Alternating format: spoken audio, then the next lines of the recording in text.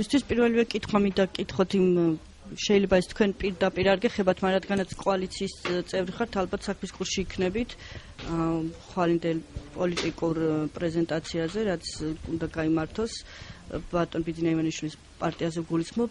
თუ არის გადაწყვეტილი, ვინ იქნება თავმჯდომარე პარტიის და რაიმე სიახლეები, რაც შეიძლება, რომ წინასწარ დაანონსდეს, რა შეიძლება გითხრათ. მოგესალმებით.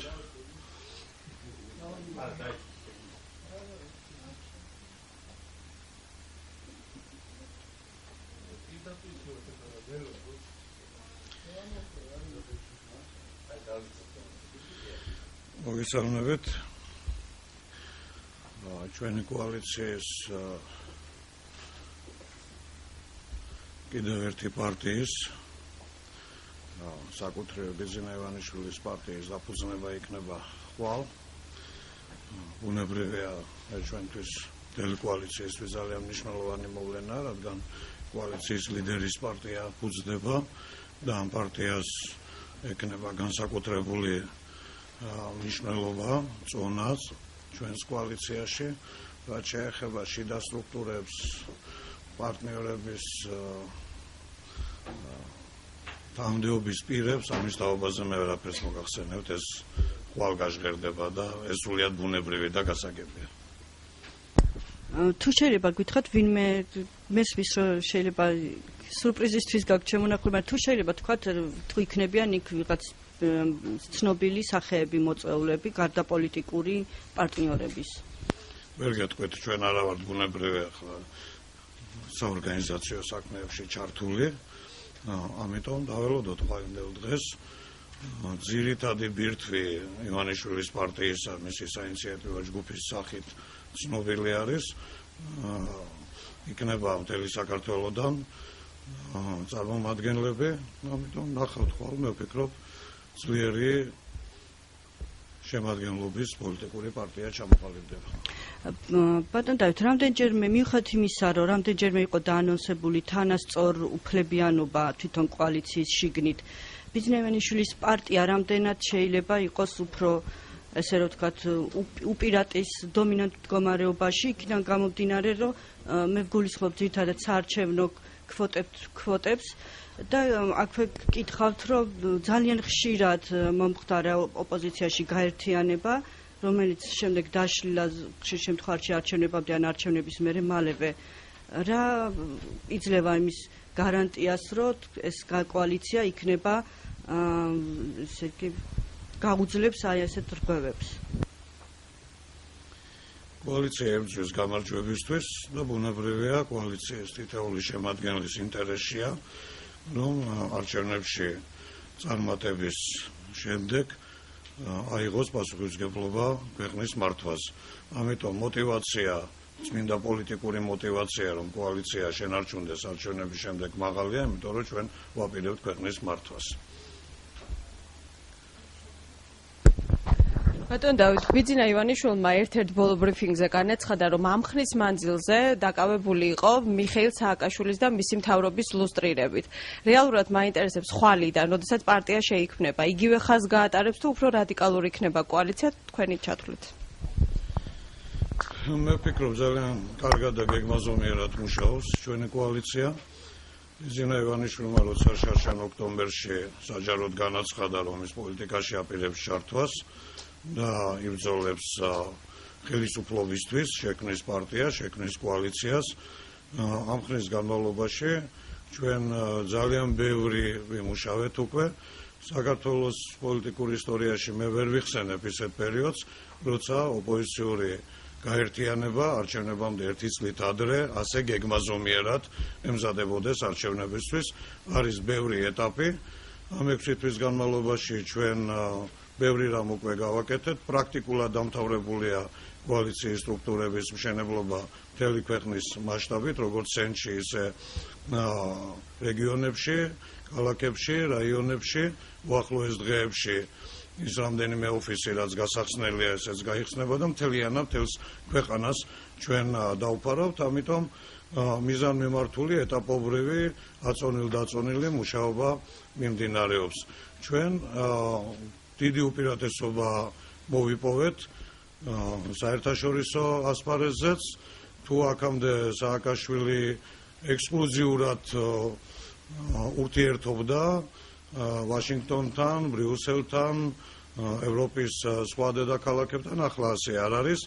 ძალიან მნიშვნელოვანი ვიზიტით არის ტინა ხიდაშელი ვაშინგტონში, დათო უსფაშვილი სტრასბურგსა და ბრიუსელში.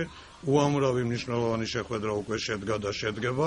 ის რომ ტინა ხიდაშელი შეხვდა სენატორ ლუგარს, რომელიც 36 წელიწადია სენატორია. მან 6-ჯერ მოიგო სენატის არჩევნები. ის არის ამერიკის ხელისუფლებაში საგარეო პოლიტიკის ერთ-ერთი ყველაზე მნიშვნელოვანი ფიგურა. წლების განმავლობაში ყოფილა საგარეო კომიტეტის თავმჯდომარე, ასე რომ ეს არსებითი ხასიათის გარღვევა არის. სააკაშვილი კონკურენტულ გარემოშია ქვეყნის გარეთაც და ამას შედეგი გამოიღო, რომ ჩვენ მოვახერხეთ სიმართლის მიტანა და შესაბამისად როგორც საექსპერტო საზოგადოება, ისე მედია დასავლური ევროპაშიც, ამერიკაშიც და ისე სახელმწიფო სტრუქტურები, სენატში, კონგრესში, სახელმწიფო დეპარტამენტში, ევროპარლამენტში, ევროსაბჭოში, ლიბერალურ ინტერნაციონალში, რომელმაც ძალიან მკვეთრი რეზოლუცია მიიღო სწორედ ჩვენი რესპუბლიკელების ინიციატივით, რადგან ჩვენ ვართ ევროპის ლიბერალური პარტიის წევრები და მსოფლიოს ლიბერალური ინტერნაციონალის დამკვირვებელი წევრები და ჩვენ გვყავს იქ პარტნიორები, რომლებიც მართლ კოალიციებში არიან, თქვათ ჰოლანდიის ლიბერალური პარტია VVD კოალიციის ლიდერი პარტია, პრემიერ-მინისტრის პარტია, ბრიტანეთში, გერმანიაში კოალიციის შემადგენლობაში არიან, საგარეო საქმეთა მინისტრი გერმანიის ჩვენი პარტნიორია თავისუფალი დემოკრატია, ასე არის ბრიტანეთში ვიცე-პრემიერი ჩვენი პარტნიორია ლიბერალ დემოკრატი და ბევრ დიდსა თუ პატარა ქვეყანაში ლიბერალებს აქვთ ძალიან სერიოზული გავლენა, ასევე ევროპულ გაერთიანებებში, ევროსაბჭოსა და ევროპარლამენტში. საგარეო ფრონტი ჩვენ პრინციპში შეგვიძლია ვთქვათ, რომ უკვე სააკაშვილს მოუგებდა ჩვენ გავაღრმავებთ ჩვენ სამ წარმატებას. ჩვენ შევძელით მიგვეტანა სიმართლე და ეს სიმართლე უკვე მუშაობს საქართველოს საკეთილდღეოდ. ეს ვითარება გვაქვს ჩვენ ქვეყნის შიგნითაც მნიშვნელოვანწილად იზრდება მხარდაჭერა, ის რაც იყო საჩხერეში, 2-3 თვეში იქნება მთელ საქართველოში. დემონსტრირება პოლიტიკური ძალის მხარდაჭერისა. საჩხერეში იყო რამდენიმე ათასი კაცი, მე ვიყავი იმ თავსხმაწვიმაში მიტინგზე და არ არის გამორჩეული და ექსკლუზიური საჩხერე, ასე იქნება საქართველოს ქალაქებისა და რაიონების უმრავლესობაში. ბატონ დავით, თქვენ შეეხეთ, ასე ვთქვათ, ვაშინგტონში, ბრიუსელში შეხვედრებს, ასე ვთქვათ, ექსკლუზიურ უფლებას სააკაშვილისას. თქვენ კოალიციამ ქავტონ თინა ხიდაშელი, როგორც ვიცი, არის ამერიკაში, შეხვდა ლუგარს და მაგდერმოტს. რატო ირჩევს კოალიცია ისეთ ადამიანებს, ასე ვთქვათ, ურთიერთობისთვის, რომელსაც ნაკლები ინფორმაცია აქვს საქართველოზე? მე მხედველობაში სენატორი მაგდერმოტი, რომელიც ძირითადად, ასე ვთქვათ, შიდა საქმეებით არის დაკავებული ამერიკის შეერთებულ შტატებში და რომლის ბიოგრაფიაში წერია, რომ ერთადერთი, ასე ვთქვათ, საგარეო გაევლება იყო სადამ ჰუსეინთან ვიზიტი, მაშინ, როდესაც ამერიკა იწყებდა ერაყის კამპანიას. ანუ კიდე კაის მაინც დააზუსტეთ, რომ სენატორ ლუგარს საგარეო ურთიერთობებში რაღაც გამოცდილება აქვს. ის ორჯერ იყო თუ არ ვცდები სენატში კომიტეტის თავმჯდომარე საგარეო ურთიერთობების და ძალიან მნიშვნელოვანი ფიგურა არის. რაც შეეხება დერმოტს, ახლა პრეტენზიები ობამასთან, ორივე პარტიასთან, დემოკრატებთანაც და რესპუბლიკელებთანაც სენატში, წარმომადგენელთა პალატაში ჩვენ თანამშრომლობთ. შეხვედრები უამრავ წარმომადგენელთან იყო.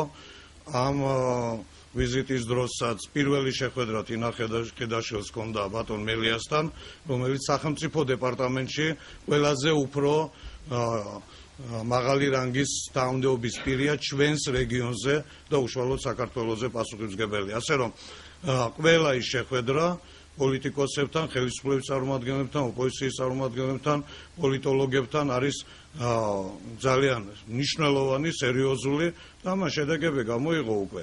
Washington Post-ის არედაქციო წერილი, ეს არ არის რომელიმე ერთი ჟურნალისტის ნააზრევი, თუნდაც Washington Post-ის ჟურნალისტის და ეს არ არის ერთჯერადი ფაქტი. არ ვისურვებდი, რომ ქართულმა მედიამ ამერიკის ხელისუფლების წარმომადგენლების, როგორც აღმასრულებელი, ისე საპარლამენტო სტრუქტურებში რანჟირება დაიწყოს, ვინ არის კვალიფიციური და ვინ არა. თუმცა ფაქტია, რომ ჯიმ მაკდერმოტი არ არის ინფორმირებული საქართველოს. ვინ გითხრათ, რომ არ არის? ძალიან კარგადაც ინფორმირებულია. ის რომ მან შეიმუშავა ეს კანონპროექტი, ეს უკვე ძალიან მნიშვნელოვანია და პროცესი მიმდინარეობს და ინიცირებულია. მე მგონი ჩვენ უნდა გვიხაროდეს მისი ინიციატივა. ეს მხოლოდ ხელისუფლების გაფრთხილება კი არ არის. ეს მთელი ქვეყნის გაფრთხილება, ჩვენს ქვეყანას, არა მარტო ხელისუფლებას. გვეუბნებიან, რომ არჩევნები უნდა ჩატარდეს სამართლიანად და არჩევნების სამართლიანად ჩატარება უნდა დაადასტუროს ამერიკის საგარეო უწყებამ და მაშინ მიიღებს საქართველოს ამერიკულ მხარდაჭერას. ჩვენ ძალიან გვჭირდება ქვეყანას ამერიკის საგარეო მხარდაჭერა, ფინანსური მხარდაჭერა მათ შორის და ამიტომ ჩვენი ამომრჩეველიც მთელი ქვეყანა დაინტერესებული ვართ იმითი, რომ ჩვენ წესიერად ჩავატაროთ არჩევნები, ვისაც ხალხი აირჩევს, ის იყოს ხელისუფალი და ამ არჩევნების სამართლიანობა, დემოკრატიულობა იყოს დადასტურებული დასავლეთის წამყვანი ქვეყნის მიერ. კანონპროექტს სვებს ამოусმენთ ახლა. ჩაგეკითხებით ბატონ დავით, თუ შეიძლება კანონპროექტზე, რომელიც თუ არ ვწდები, იმ კანონპროექტზე საუბრობთ, რომელიც მაკდერმოტმა შეიტანა, ხო? ის თვით თავისი ინიციატივით დაწერა და შეიტანა. თქვენ რას მეკითხებით? ანუ იყიდა თუ არა ქართულმა ოპოზიციამ ამერიკელი კონგრესმენი? მე მაგას არ გეკითხებით. კანონპროექტი თვითონ დაწერა და თვითონ შეიტანა. მას ყავს სტაფი, ის მუშაობს, უამრავ ექსპერტთან ექნება ამერიკის წარმომადგენელთა პალატის წარმომადგენელს ურთიერთობები, ამიტომ რაც უფრო დააზუსტებთ, მით უფრო უხერხმლმდგომარეობაში ჩაიგდებთ თავს. მადლობთ.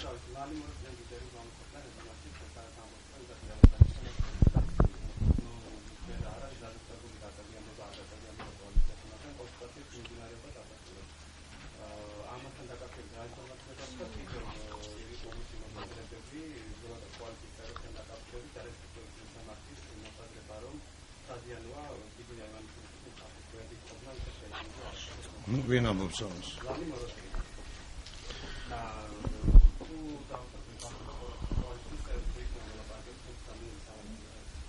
ლავლი მოროშკინა კოალიციას მხარს უჭერს, ეს მას გაცხადებული აქვს, დანარჩენი ახლა მასთან კოალიციასთან მისი ურთიერთობების ფორმებზე ჯერ მე ვერაფერს გეტყვით. არ ვიცი, ეს ირაკლის უნდა გითხრათ. პოლიცსაბჭოში ეს საკითხი არ დასმულდა, მე ვარ კოალიციის მმართველი ორგანოს პოლიტიკური საბჭოს წევრი, რომლის შემადგენლობაში შედიან თავმჯდომარე ბიძინა ივანიშვილი, მის პარტიას კიდევ 2 ადგილი აქვს, 1 ვაკანსია დარჩენილი აქვს, ალბათ შეავსებს დამფუძნებელი ყრილობის შემდეგ, არის ბატონი ხადური და 1 ადგილი კიდე აქვს. რესპუბლიკურ პარტიას წარმოვადგენთ თავმჯდომარე და პოლიტიკური მდივანი დათო უსხაშვილი და მე. ირაკლი ალასანია და ალექსი პეტრიაშვილი, თავისუფალი დემოკრატების თავმჯდომარე და პოლიტიკური მდივანი წარმოადგენენ თავისუფალ დემოკრატებს, კახა შარტავა ფორუმის თავმჯდომარე, ზვია ძიზიგური, კონსერვატორების თავმჯდომარე და მრეწველების შემოერთების პროცესში გოგი თოფაძე იქნება პოლიცსაბჭოს წევრი. აი ეს გადაწყვეტილება, ეს არის მმართველი ორგანო და ამ მმართველ ორგანოში ეს საკითხები არ დასმუხა. არ ვიცი, რაც არ მომხდარა, იმაზე რა უნდა ვილაპარაკო. თუ არაფერი, მე ბოროშკინას ვერა ძალიან კეთილგანწყობილი. ბატონო დავით, გოგი თოფაძემ გააკეთა განცხადება, რომ ის უშუამდგომლებს ბურჯანაძეს ოცნებასთან ურთიერთობაში, თუმცა ქართული ოცნების მხრიდან ჩვენ მოვისმინეთ განცხადებები, რომ ითანამშრომლებს ბურჯანაძის კოალიციის ყველა წევრთან ბურჯანაძის გარეშე. ანუ ეს როგორ ფიქრობთ თქვენ, რამდენად შეიძლება ბურჯანაძესთან ურთიერთობა, თუნდაც თოფაძის დახმარებით? არ დგას კოალიციაში ეს საკითხი, კოალიციის ლიდერმა ბიძინა ივანიშვილმა ძალიან მკაფიო და ნათლად გამოხატა დამოკიდებულება ქალბატონი ბურჯააძის მიმართ. ურთიერთობების ფორმები მოიძებნება, კოალიციაში მათი ყოფნის საკითხი არ განიხილება. ბატონ დავით, ბიძინა ივანიშვილმა განაცხადა, რომ ის ივნისისკენ ზაფხულის დასაწყისში აპირებს მისი კოალიცია ტემპერატურის აწევას. კონკრეტულად რა იგულისხმება ტემპერატურის აწევაში და განიხილება თუ არა იგივე ქუჩის აქციები აი ამ კონტექსტში?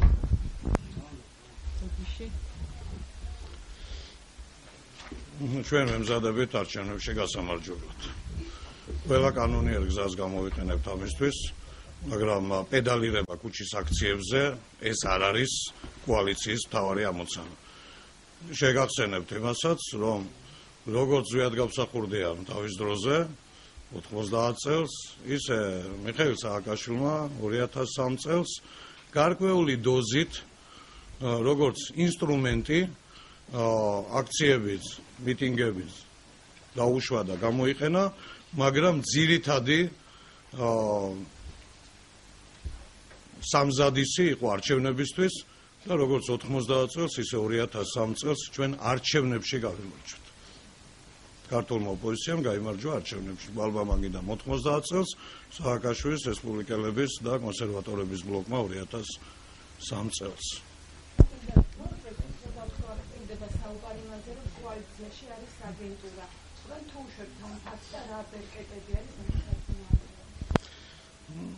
მე ვერ ხედავ ამ აგენტურის საქმიანობის წარმატებულ შედეგებს. ძალიან ბევრი საკითხი ყოფილა პოლიცსაბჭოზე განხილული ისეთი, რომელიც ძალიან ენდომებოდა ხელისუფლებას, რომ ცოდნოდა და არ გამომჟღავნებულა, რომ იცოდა. ასე რომ კოალიციის მმართველ სტრუქტურებში ხელისუფლების აგენტურული საქმიანობის რაიმე წარმატება არანაირად არ შეინიშნება პირიქით. და როდესაც უზარმაზარი პოლიტიკური ალტერნატივა იქნება, სადღაც რაღაც შესაძლებლობების გამოყენებას ხელისუფლება დააპირებს, მაგრამ ეს სრულიად არაეფექტურია და ჩვენ აქამდე მოვედით ძალიან შეკრული პოლიტიკური კოალიციის სახით. ბატონ დავით, ბიძინა ივანიშვილი როდესაც გამოჩნდა პოლიტიკაში და შეგხვდათ რესპუბლიკელებს და ალასანიას, მაშინ მახსოვსოთ თქვენ გააკეთეთ განცხადება, რომ კოალიცია ჩამოყალიბდება სამი სუბიექტის შემადგენლობით, ეს იქნება ბიძინა ივანიშვილის პარტია, ალასანიას პარტია და რესპუბლიკელები. თუმცა ამის შემდეგ ჩვენ ნახეთ, რომ კოალიცია გაფართოვდა, მაშინ მოემატა ეროვნული ფორუმი, ახლა გოგი თოფაძის პარტია, ხომ არ იჩქარეთ მაშინ რესპუბლიკელებმა ამ განცხადებას, როდესაც აკეთებდით? თქვენ თუ ესწრებოდით, მე მგონი სწორედ აქ ხდებოდა ამ დარბაზში, სადაც მე ეს განცხადება გავაკეთე.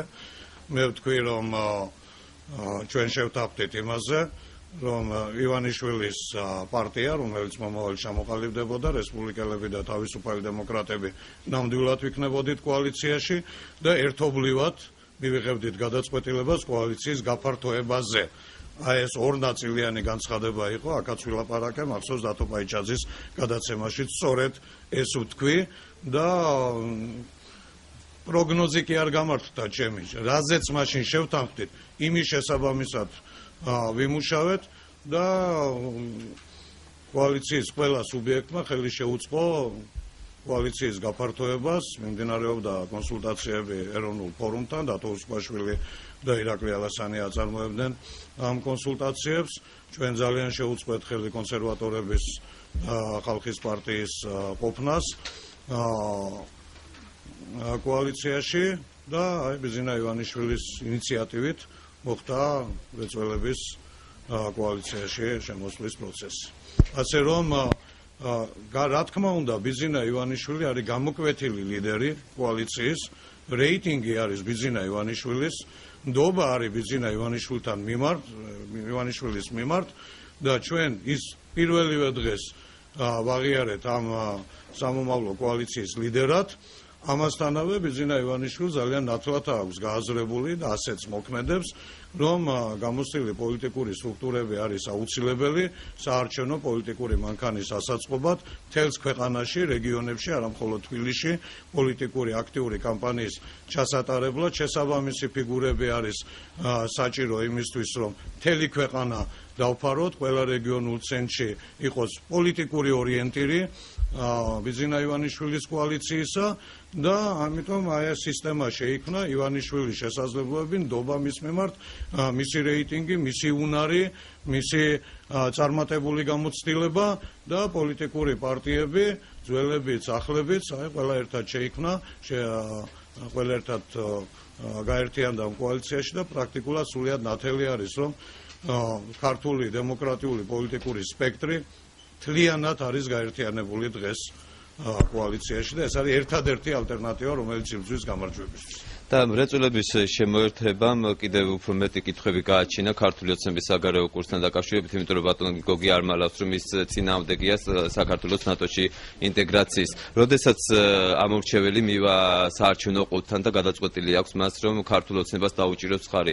ამ შემთხვევაში ვის აძლევს ის ხარს, გოგი თოფაძეს, რომელიც არის ნატოს წინააღმდეგი, თუ რესპუბლიკურ პარტიას, რომელიც არის ნატოში გაწევრიანების მოხდა. როგორ უნდა გაარჩიოს ეს?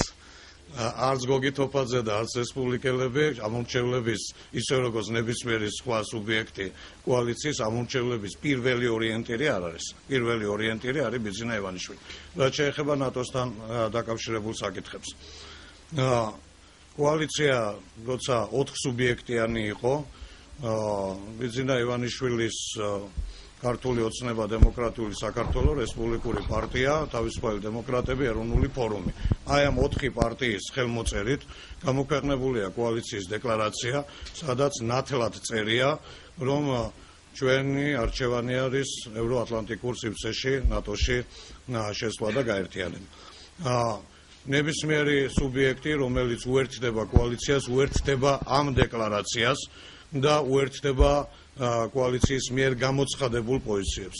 რაც შეეხება გოგი თოფაძის პიროვნულ პერსონალურ პოზიციებს, ეს პირველი შემთხვევა არ არის, როდესაც გოგი თოფაძე ადასტურებს ამ პოზიციებს, მაგრამ მისი პარტია სხვა პოზიციების გამომხატველი ყოფილა. იგივე ნატოსთან მიმართებაში მე შეგახსენებთ, რომ 2007 წლის 12 მარტს პარლამენტის ფოიეში მოხდა ხელმოწერა ყველა საპარლამენტო ფრაქციამ და ფრაქციის გარდა 2 ხელმოწერაა ჩვენი, ერთი როგორც ფრაქციის და მეორე როგორც პარტიის, ასევე რესპუბლიკურმა პარტიამ და კონსერვატიულმა პარტიამ ხელი მოვაწერეთ საქართველოს ნატოში ინტეგრაციას. ეს იყო სრული პოლიტიკური კონსენსუსი. ამ დოკუმენტზე არის მრეწველთა ფრაქციის ხელმძღვანელის ბატონი ზურაბ ტყემალაძის ხელმოწერა. მრეწველებს ნატოში ინტეგრაცია გაცხადებული აქვთ ჯერ კიდევ 2007 წელს ერთობლივი ხელმოწერით. გოგი თოფაძე მაშინაც თავის აზრზე იყო, ეს მისი უფლება. კოალიცია იმისთვისაა კოალიცია, რომ სრული თანხმედრა ყველა საკითხზე 100%-იანი შეთანხმებები არ არის, არის გარკვეული კომპრომისები, თუმცა აქ პარტიასთან, მრეწველებთან დაკავშირებით პრობლემები ნაკლებად არის, უბრალოდ მიზეზის გამო, რომ ამ პარტიას დეკლარირებული აქვს მისი ხელმოწერა ნატოში გაერთიანებას. ბატონ დავით, ჩაგეკითხებით ის თქვენი კოალიცია აცხადებს ახალგაზრდებასთან თანამშრომლობს ბურჯალიძის გარეშე, იმიტომ რომ ბურჯალიძის შეხედულებები თქვენთვის მიუღებელია. თუ კი გოგი თოფაძის შეხედულებები ნატოსთან მიმართებაში არ ემთხვეოდა თქვენ შეხედულებებს, მაშინ ხო შეიძლება იგივე გაგეკეთებინათ რესპუბლიკებთან დაკავშირებით და გოგი თოფაძის გარეშე გეთანამშრომლოთ? არა, გოგი თოფაძე ძალიან ღირებული ფიგურაა კოალიციისთვის, ჩვენ ძალიან ვაფასებთ მის ყოფნას, როგორც მრეწველების ყოფნას. პრაგმატულადაც ეს ძალიან მომგებიანია კოალიციისთვის. აქამდე ჩვენ ერთი წევრი გვეყოლებოდა კომისიებში კონსერვატორების კვოტით, მრეწველების შემოერთების პირობებში გვეყოლება 2 წევრი. ამ წევრებს დანიშნავს კოალიცია, როგორც კონსერვატორების სახელით, ისე მრეწველების სახელით და ამას გარდა გოგი თოფაძე საკმაოდ პოპულარული ადამიანი არის. ეს არაერთხელ დაუდესტურებია ჩვენს ამორჩეველს და ამიტომ ღირებული არის თოფაძის ყოფნა კოალიციაში და ცალკეულ საკითხებზე რაღაცა განსხვავებული პოზიცია აქვს, მის პარტიასთანაც კი განსხვავებული პოზიცია აქვს, ასე ეს პრობლემა არ არის. ბატონ დავით, როდესაც გააცხადეს უკვე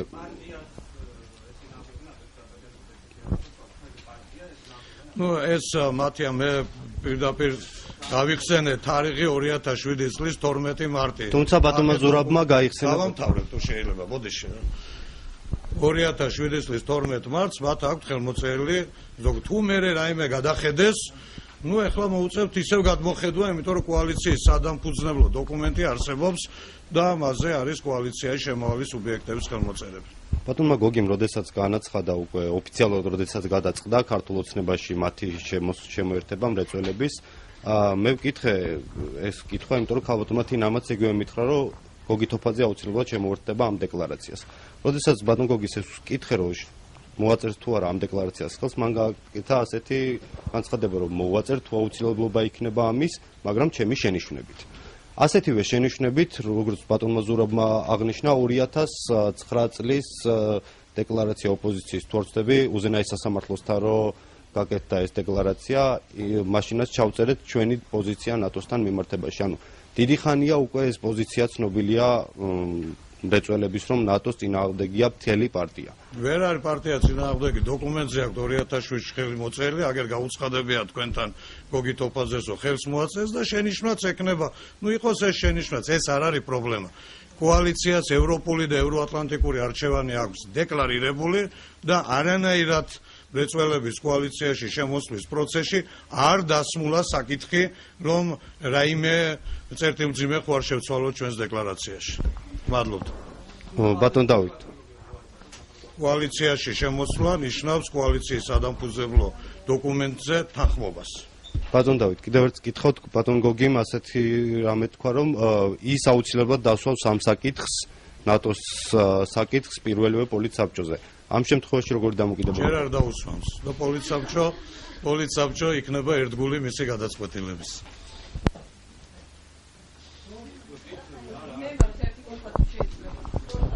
ბატონ დავით, რა ურთიერთობა გაქვთ ცოტნე კურიასთან? არანაირი, ჩვენ არ ვიცნობთ. არა, ერთ-ერთი ლობისტური კომპანიასთან თანამშრომლობს, რამდენადაც ვიცი, რომელიც ბიძინა ივანიშვილთან არის დაკავშირებული. ინტერნეტში წავიკითხე ამ შესახებ ინფორმაცია და თქვენი კომენტარი. მე არ მაქვს მასთან ურთიერთობა, ის მისი, რა ვიცი, სამეგობრო თუ სანათესაო კავშირებით რაიმე კონტაქტში თუ არის რომელიმე ლობისტურ კომპანიასთან, ახლა ამის გამო ჩვენ ლობისტურ კომპანიაზე ვარს არ ვიტყოდით. ჩვენ ძალიან კმაყოფილი ვართ ჩვენი ლობისტური კომპანიებით. და ეს ჩანს კიდეც მუშაობის შედეგში, თუმცა აქვე ვიტყვი, რომ ვერავით არის ძლიერი ლობისტური კომპანია, ვერ მოგეხმარება თუ შენს მხარეს არ არის სიმართლე და თუ შენს მხარეს არ არის კვალიფიციური წარმომადგენლობა. მე ვფიქრობ, ერთიც არის და მეორეც. ხიდაშელი ძალიან კვალიფიციური წარმომადგენელია კოალიციის, ამერიკის შეერთებულ შტატებში, ევროპაში სამუშაოდ და აგრეთვე ძალიან ხშირად არის ირაკლი ალასანია და თოუსფაშვილი ამჟამადაც ევროპაშია და კოალიციის სხვა წარმომადგენლები მუშაობენ.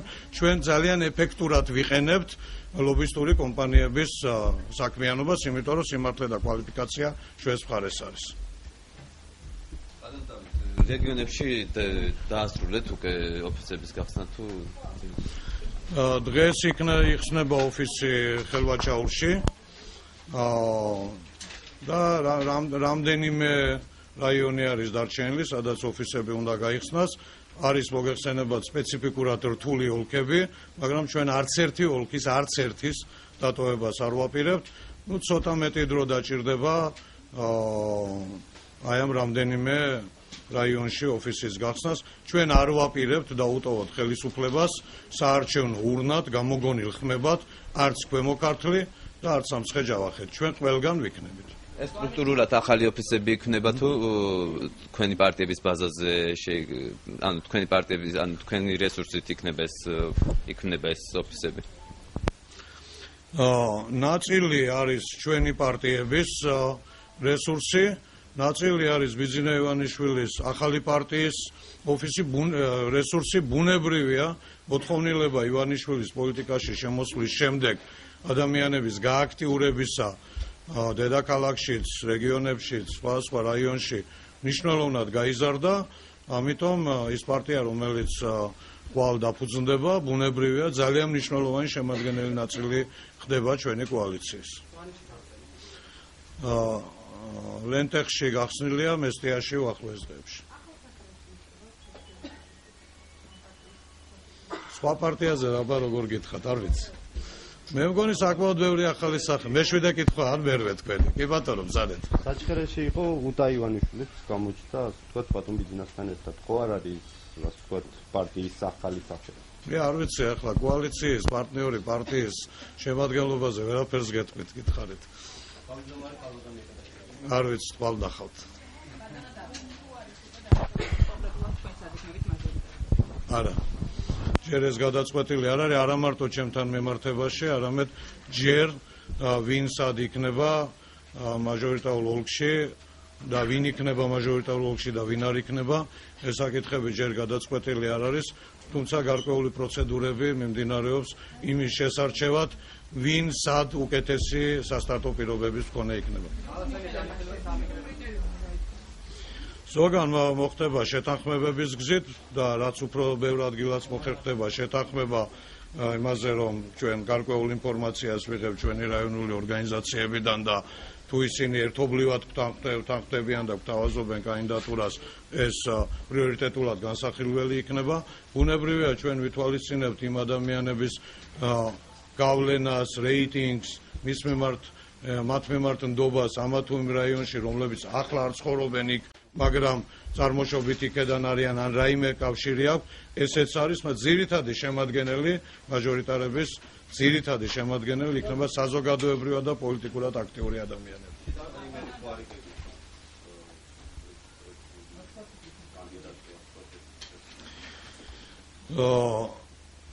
ძალიან სერიოზულად უდგებით ჩვენ თბილისშიც, დიდ ქალაქებშიც მაჟორიტარების გამოვლენის საკითხს და გამოვლენის ფორმები მუშავდება და ამჟამად ის შემიძლია გითხრათ, რომ ძალიან სერიოზულად უდგებით ამას და ბევრ ობიექტურ კრიტერიუმს ვითვალისწინებთ თუ ვინ სად იყოს მაჟორიტარი.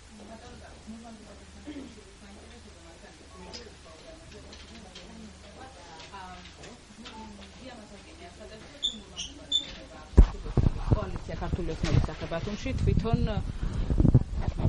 თვითონ არ იქნება პოლიტიკურად აქტიური საარჩევნოდ და ამასთან დაკავშირებით მაინტერესებს თქვენი მოსაზრება და მეორე კითხვა ისე მურმან-დუმბაძესთან დაკავშირებით თქვენ პარტიიდან ფაქტიურად გარიცხეთ მურმან-დუმბაძე, თუმცა კოალიციაში მიიღეს. რამდენად შეიძლება გახდეს ეს დაპირისპირების მიზეზი კოალიციაში? მურმან-დუმბაძე შევიდა სხვა პარტიაში, ეს მისი უფლებაა და ბიძინა კოალიცია ქართულ ოცნებას გულისხმობ. ბიძინა ივანიშვილის პარტიაში. ასე რომ სხვა პარტიაში ადამიანის შესვლას ჩვენ ბუნებრივია ვერც დავბლოკავდით და არც რაიმე მცდელობა გქონია ამის. მურმან-დუმბაძეს აქვს საკმაოდ სერიოზული რესურსი კოალიციისთვის, ამ რესურსის გამოყენება იქნება სასარგებლო და მანაც ბუნებრივია ატყობ თქვენ, რომ შეარბილა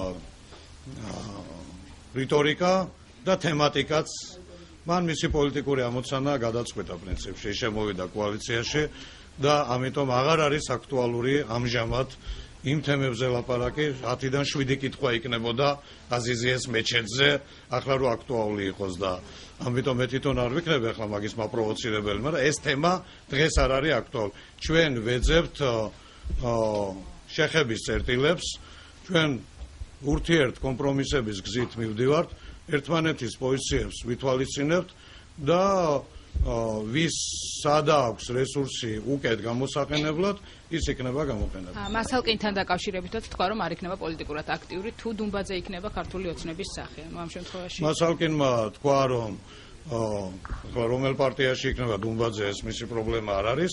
რაც შეეხება კოალიციაში მურმან-დუმბაძის რაღაცა გამოკვეთი ლიდერობას, ახლა მურმან-დუმბაძე არ არის ერთადერთი ადამიანი ბათუმში, რომელიც იქნება კოალიციის სახე. ამაში მერწმუნეთ ეს ასე იქნება. ანუ იქ იქნება მურმან-დუმბაძის, ჩვენ მაქსიმალურად ვცდილობთ, რომ ამჟამად ურთიერთობები უფრო მოწესრიგებისკენ არის და ეს არ არის პიროვნული ურთიერთობების პრობლემა, ეს არის პოზიციების პრობლემა და ახლა ატყობ თქვენს, რომ უფრო რაღაცა ტკივნეული თემები, მაპროვოცირებელი თემები აღარ არის აქტუალური თავად მურმანის მხრიდანაც და ასევე სხვების მხრიდან.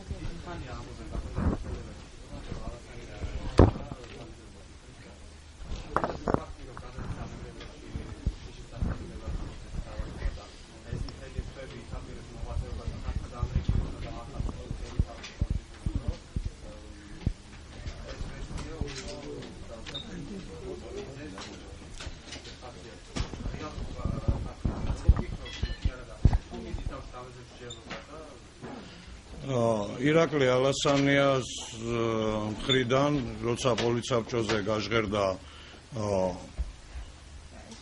სურვილი, რომ მას თვეების განმავლობაში ემუშავა ყველაზე მძიმე დიდი წნეხის ქვეშ მყოფ რეგიონში, სამეგრელოში, მე ვიყავი, მე მგონი პირველი, ვინც მას ძალიან აქტიურად დაუჭირა მხარი.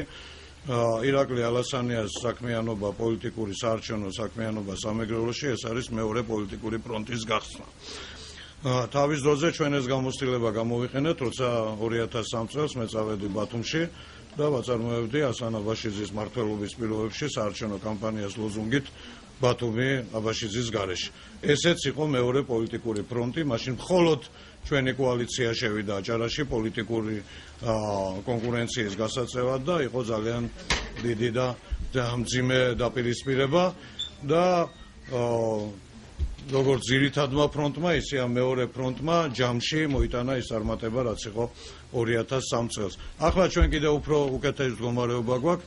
ირაკლი ალასანია და მისი მთელი კოალიცია მასთან ერთად სამეგრელოში ხსნის მეორე პოლიტიკურ ფრონტს. ჩვენ პარალელურად ხსნით მესამე, მეოთხე, მეხუთე პოლიტიკურ ფრონტებს საქართველოს პრაქტიკულად ყველა რეგიონში. კოალიციის წამყვანი ფიგურები იქნებიან გადანაწილებული რეგიონებში, ჯერჯერობით რა გადაწყვეტილებაც მიღებულია ალასანია სამეგრელოში, გუბასანიკიძე იმერეთში, ზვიაძიძიგური ქვემო ქართლში, მე გურიაში, უახლოეს დღეებში გაფართოვდება იმ რეგიონების ჩამონათვალი, სადაც კოალიციის ცნობილი წარმომადგენლები იქნებიან ასევე პოლიტიკური კურატორები, მათ შორის სამცხე-ჯავახეთში. ბატონო დავით, თქვენ აქამდე უფრო აჭარაში იყავით და გურია რატო გადაწყდა, ასე ვთქვათ, თქვენ?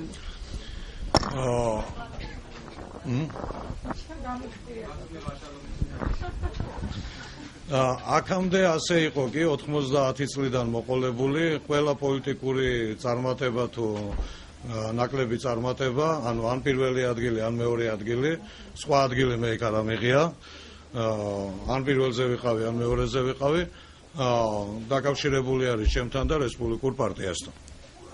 ასე იყო 90-შიც, ასე იყო 91-შიც, ასე იყო 2003-შიც, ასე იყო 2008-შიც. როცა მეხუთე ადგილზე გავიდა რესპუბლიკური პარტია ქვეყნის მასშტაბით და მე მეორე ადგილზე გავედი, არ იყო კარგი შედეგი, მაგრამ მეხუთე პოზიციიდან მეორე ადგილზე რო გადის მაჟორიტარი, ნიშნავს, რომ მაჟორიტარს რაღაცა პოლიტიკური ფასი ქონია. ჯერთი მე პრაქტიკულად ბათუმში არ ყოფილვარ ბოლო წლების განმავლობაში, პოლიტიკურად არანაირი აქტიურობა ბათუმში არ მქონია. ახლა დინოზავრი ხო არა ვარ, და დავთავრდეს ბათუმი და ბერძეიშვილი, აი ესე ერთმანეთთან მჭიდროდ დაკავშირებული, მით უმეტეს იქ ჩვენ ძალიან კარგი სასტარტო პოლიტიკური პირობები გვაქვს, იქ ჩვენ რამდენიმე შესაძლო კანდიდატი გვყავს, რომელთაგანაც ერთ-ერთი გამოვლინდება, შეირჩევა და იქნება მაჟორიტარი. რაც შეეხება გურიას 2007-8 წლების მიჯნაზე გაერთიანებული ოპოზიციის კანდიდატის ლევან გაჩეჩილაძის საარჩევნო კამპანიის დროს მე ვიყავი ჩვენი მაშინდელი კოალიციის პოლიტიკური კოორდინატორი აჭარასა და გურიაში. სხვა შორის რეგიონებში პირველი შედეგი იყო მაშინ გურიაში, მეორე შედეგი იყო აჭარაში. ანუ კარგი იყო, მესამე შედეგი იყო კახეთში, სადაც დათო უსხვაშვილი იყო პოლიტიკური კოორდინატორი. ასე რომ მაშინ კარგად ვიმუშავეთ ჩვენ, მთლიანად კანდიდატიც კარგი გვყავდა და კარგად მუშაობდა, როგორც საპრეზიდენტო კანდიდატი. ასე რომ მე ვიცნობ იქაურობას, ახლა ფესვები მაქვს გურიაში. მე ვიყავი სამივე ოფისის გახსნაზე, ლანჩხუთშიც, ოზურგეთშიც და ჩოხატაურშიც. ძალიან კარგი ურთიერთობა მაქვს ყველა პარტიის წარმომადგენელთან ამ რეგიონში, რომლებიც იქნებიან პასუხისმგებელი პოლიტიკურ საქმიანობას. ამიტომ ამ რამდენიმე თვის განმავლობაში მე ხშირად ვიქნები გურიაში. ეს გადაწყვეტილება, რომ პოლიტიკური კოალიციის ხელმძღვანელები რეგიონებში გადანაწილდნენ, ძალიან სწორი და კარგი გადაწყვეტილებაა და იმედით უყურებს რეგიონებში მცხოვრები ხალხი. ჩვენ ერთგვარად ფარიც ვიქნებით მათთვის, ინფორმაციის მიმტანიც ვიქნებით და განსაკუთრებით რთული იქნება ალასანიასთვის, მაგრამ ახლა ამ სირთულეებს შეჩვეულია და იმიტომ რომ ყველა მძიმე რეგიონი სამეგრელოა და ასევე არ იქნება ადვილი ძიძიგურისთვის და მისი ეზისთვის ქვემო ქართლში. უახლოეს ხანებში გამოცხადება კანდიდატი, ვინც იქნება სამცხე-ჯავახეთში, რომელიც ძალიან მძიმე რეგიონია, მოგეხსენებათ და ახლა იქაც ვიპოვით ჩვენს კამიკაძე შერჩეულის კითხვას, მაგრამ ჯერ არ გეტყვით. ბატონო?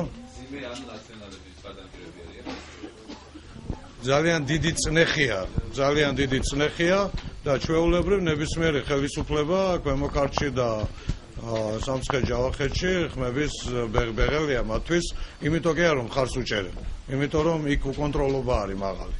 თორე არჩევნებზე ქვემო ქართლში და ჯავახეთშიც ძალიან დაბალი აქტიურობაა რეალურად და ფორმდება თითქოს 90%-იანი აქტიურობაა და ითვისებენ ხმებს. დიდი მადლობა.